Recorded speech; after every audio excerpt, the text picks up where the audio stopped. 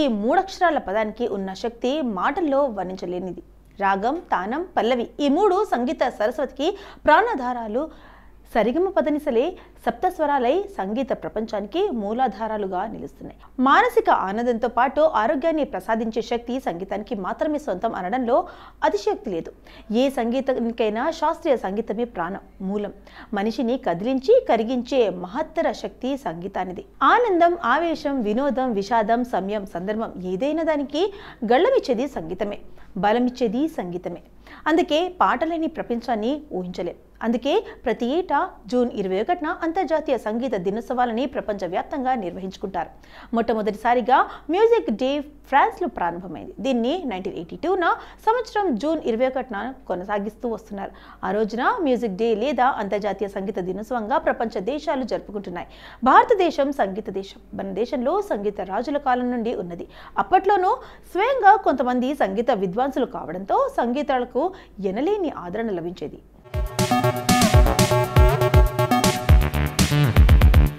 రాజుల తర్వాత సంగీత విద్వాంసులు పెద్ద పెద్ద ఆలయాల్లో కచేరీలు ఇచ్చేవారు. ఇండియాలో శాస్త్రీయ సంగీతానికి మక్కువ ఎక్కువ. దీంతో పాటు పాశ్చాత్య సంగీతాలైన పాప్, రాక్ మరియు వెస్టర్న్ మ్యూజిక్లను నేటి యువతరం ఎక్కువగా ఇష్టపడుతుంటారు.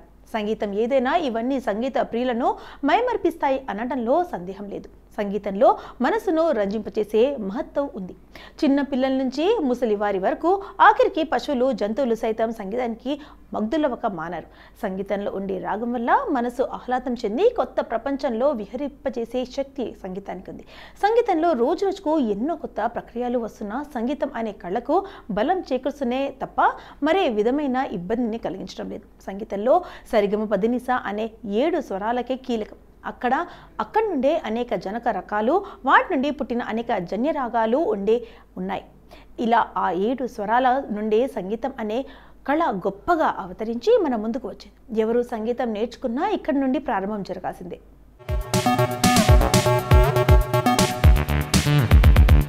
ప్రస్తుతం అమల్లో ఉన్న రాగాలన్నీ ఇక్కడి నుండి పుట్టినవే.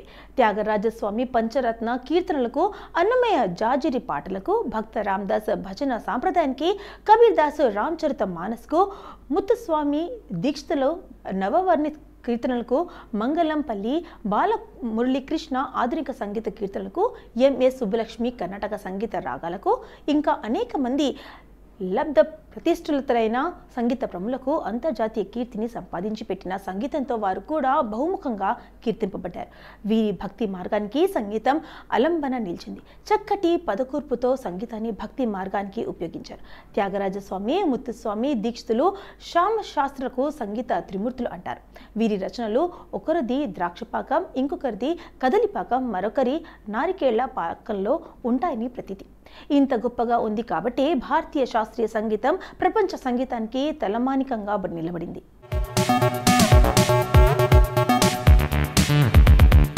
జూన్ 21న ప్రపంచవ్యాప్తంగా అంతర్జాతీయ యోగా దినోత్సవం నిర్వహిస్తున్నారు.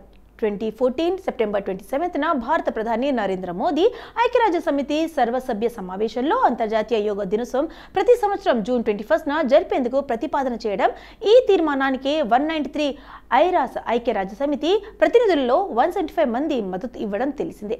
భద్రతా మండలిలో శాశ్వత సభ్యులుగా ఉన్న America, England, China, France, Russia వంటి దేశాల్లో సహ ప్రతినిధులు కూడా ఈ తీర్మానంపై విస్తృతమైన చర్చల తర్వాత డిసెంబర్ 2014లో ఆమోదించారు. దీంతో 2015 జూన్ 21 నుండి మొదటి అంతర్జాతీయ యోగా దినోత్సవాన్ని ప్రపంచవ్యాప్తంగా నిర్వహిస్తున్నారు. జూన్ 21నే యోగా దినోత్సవం జరుపుకోవడానికి గల కారణం ఏంటంటే, జూన్ 21 ఉత్తరార్ధగోళంలో అత్యధిక పగటి సమయం ఉన్న రోజు.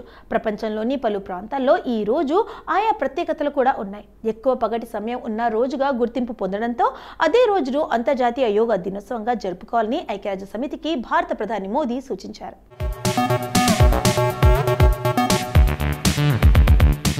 యూజ్ అనగా కలయిక అనే సంస్కృత ధాతువు నుండి యోగా లేదా యోగము అనే పదం ఉత్పన్నమైంది. యుజతే ఏ తదిది యోగః, యుజతే అనే ఇతి యోగః వంటి నిర్వచనాల ద్వారా చెప్పబడిన భావము. యోగం అనగా ఇంద్రియములను వశపరచుకోవడానికి చిత్తమును ఈశ్వరుని యందు లయం చేయుట. మానవునికి మానసిక శక్తులన్నింటినీ ఏకమొనర్చి సామాన్య స్థితిని చేకూర్చి భగవన్మయ మొనరించుట.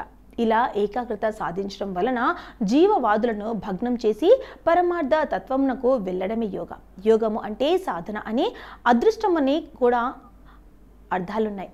యోగా అంటే ఒత్తిడిని తగ్గించడంలో, శారీరక బలాన్ని పెంపొందించడంలో యోగా కీలక పాత్ర పోషిస్తుందని నిపుణులు చెబుతుంటారు. యోగాతో ఎముకలు దృఢంగా, వయసు పెరిగే కొద్దీ ఎముకల్లో ఉండే కాల్షియం కూడా తరుగుతూ ఉంటుంది. దీని ఫలితంగా ఎముకలు బలహీనంగా అవుతుంటాయి. ఈ పరిస్థితుల్లో బోళ్ళు ఎముకలు వ్యాధి సోకే అవకాశం ఉంది.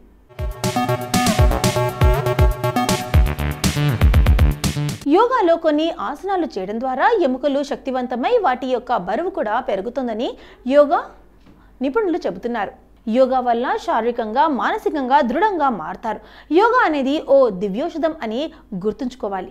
క్రమం తప్పకుండా యోగా చేస్తే మనసు ప్రశాంతంగా ఉంటుంది, శ్వాసక్రియ ఇబ్బందులు లేకుండా ఉంటుంది. అలాగే శరీరంలో వీటితో పాటు కొన్ని రకాల హార్మోన్స్ విడుదలవుతాయి. ఈ కారణంగా శరీరం రిలాక్స్ అవుతుంది, చక్కని విశ్రాంతి పొందుతారు, వృద్ధాశ ఛాయలో దూరం అవుతాయి. యోగా వల్ల నిద్రలేమి సమస్యలు దూరం అవుతాయి, కంటి సమస్యలు, మిగతా ఆరోగ్య సమస్యలు కూడా తగ్గుతాయి. కొవ్వు నిల్వలు సమన్వితంగా ఉంటాయి. బరువు తగ్గాలనుకున్న వారికి యోగా అద్భుత ఔషధం అని చెప్పొచ్చు. వింగ్ కమాండర్ అభినందన్ వర్ధమాన్ భారతీయ ఎయిర్ ఫోర్స్ అధికారి, MiG-21 బైసన్ యుద్ధ విమాన పైలట్. అతను 2019 భారత పాకిస్తాన్ సైన్యానికి ప్రతిష్టాపన సమయంలో 3 రోజుల పాటు పాకిస్తాన్లో యుద్ధ ఖైదీగా ఉండడంతో ప్రపంచవ్యాప్తంగా విస్తృతంగా మీడియా ద్వారా గుర్తింపు పొందాడు. అభినందన్ 1983 జూన్ 21న తమిళనాడులో ఎయిర్ మార్షల్ సింహకుటి వర్ధమాన్కు జన్మించారు. 2019 ఫిబ్రవరి 26న పాకిస్తాన్ వైమానిక దళానికి చెందిన F-16 యుద్ధ విమానం జమ్మూ కాశ్మీర్లో నియంత్రణ రేఖను దాటుకుని భారత భూభాగంలోకి చొచ్చుకొచ్చింది.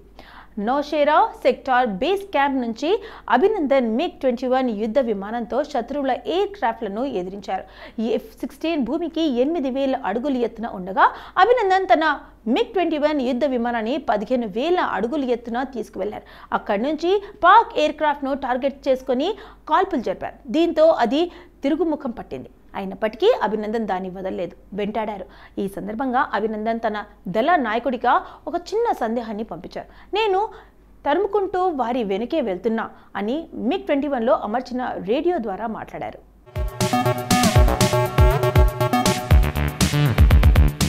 ముక్తి మోహన్ భారతదేశానికి చెందిన సినిమా నటి. ఆమె 2007లో సినీ రంగంలోకి అడుగుపెట్టిన తెలుగు, కన్నడ, హిందీ భాషా సినిమాల్లో నటించింది. ముక్తి మోహన్ 1987 జూన్ 21న ముంబై, మహారాష్ట్రలో జన్మించారు. ఇక ఈమె టెలివిజన్లో జరా నచ్కే దిఖా 2, झलक दिखला जा 6, कॉमेडी सर्कस का जादू, नच बलिए 7, खतरों के खिलाड़ी 7, दिल है हिंदुस्तानी 2లలో నటించారు.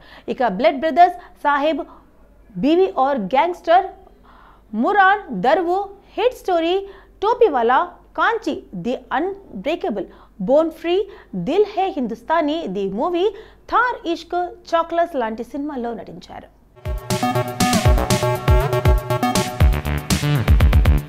రీమా లాగు భారతదేశానికి చెందిన హిందీ, మరాఠీ థియేటర్ నటి.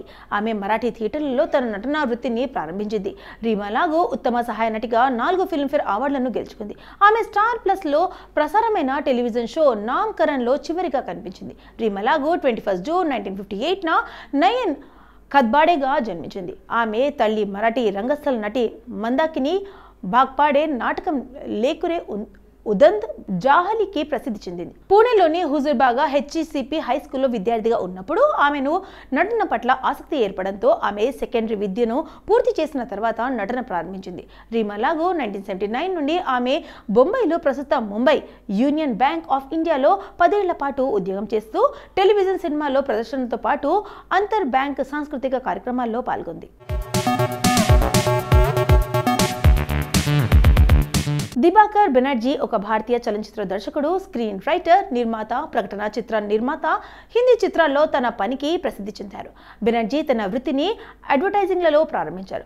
ఫీచర్ ఫిల్మ్స్ మేకర్గా ఉన్నాడు. అతను ఇప్పటికీ యాడ్ ఫిల్మ్ మేకర్గా కొనసాగుతున్నారు. అతను తన సొంత చిత్ర నిర్మాణ సంస్థ దిబాకర్ బెనర్జీ ప్రొడక్షన్స్ ని కూడా నడుపుతున్నారు. చలనచిత్ర నిర్మాతగా అతను ఖోస్లే కా ఘోస్లా, ఓయే లక్కీ, లక్కీ ఓయ్ 2 జాతీయ చలనచిత్ర అవార్డులను గెలుచుకున్నారు. అతని తదుపరి చిత్రం ప్రయోగాత్మక లవ్ సక్సెస్ ఆర్ ధోకా.